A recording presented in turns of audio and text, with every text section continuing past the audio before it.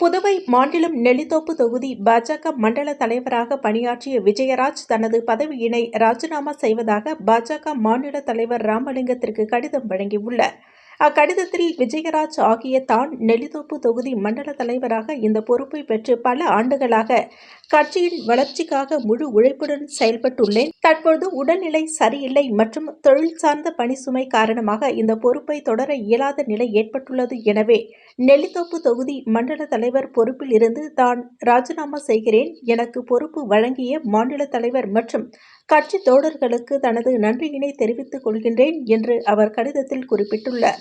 புதுவை பாஜக வளர்ச்சிக்கு நெல்லித்தோப்பு தொகுதியில் தொகுதி தலைவர் விஜயராஜ் கடுமையாக உழைத்தவர். மக்கள் பணியினை சிறப்பாக செய்தவர். தலைமை கழகம் எந்த நிகழ்ச்சி நடத்தினாலும் தம் சொந்த செலவில் ஆதரவாளர்களை திரட்டி கட்சி வளர்ச்சிக்காக பாடுபட்டவர்.